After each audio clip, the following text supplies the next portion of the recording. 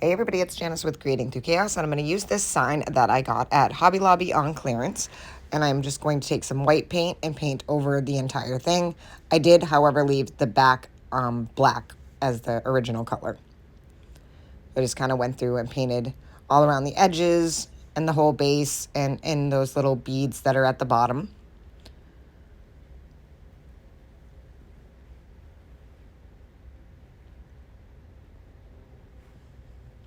Once I had that all painted and it was dry, I'm going to take this other paper from Hobby Lobby, and it's black and white with trees on it, like woodland trees.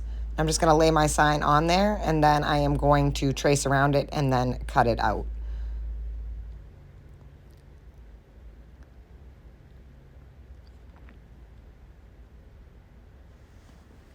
So once I had it all cut out, I'm going to see if it sizes up correctly, and I did cut wrong, and that is the reason why I paint underneath before I Mod Podge, so you won't even notice because the color underneath matches the scrapbook paper. And everybody asks me why I do that, and that is exactly why, because I am not perfect with a pair of scissors, so I'm preventing from having to cut another whole piece of scrapbook paper when I can just paint under it and you won't even see the mistake. So I'm just going to put that Mod Podge on and then just smooth this out and then let it dry. Once it was all dry, I'm going to go around and sand off all of my excess. And I'm also going to sand the bottom, bring back some of that wood look from the underneath. Make sure I get across those beads, give it a nice rustic look.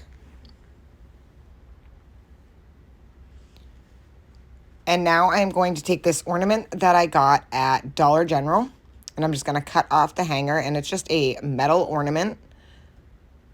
And I pulled off the bow and the glue, and now I'm going to give this a couple of coats of white paint.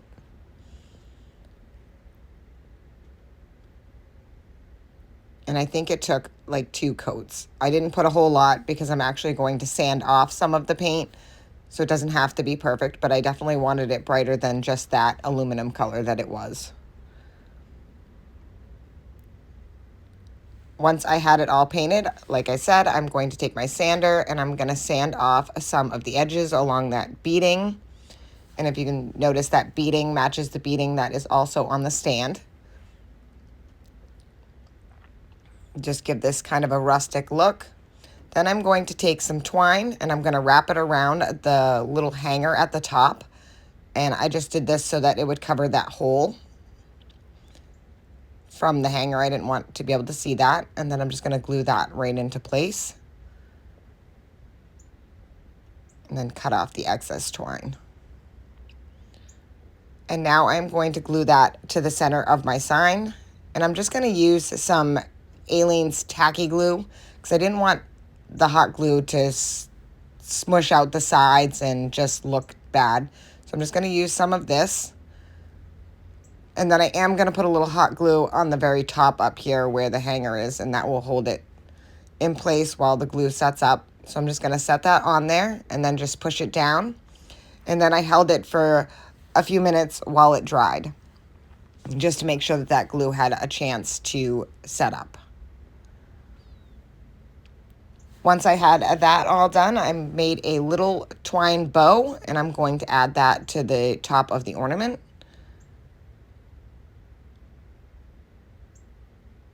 And then I took some greenery and I added that to the bottom.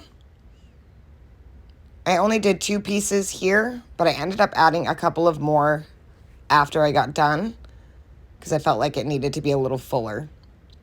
I'm just going to hold those down there, and then I have this little silver bell, and I'm going to add that to the center of my greenery, and this project is done. I think this turned out so super cute. I've been trying to do projects that can last all winter because after you take down your Christmas decor, things can seem kind of dull, and I thought this would be a cute little shelf sitter for that time. Thank you guys for watching. I hope you enjoyed this project, and as always, don't forget to spread the chaos.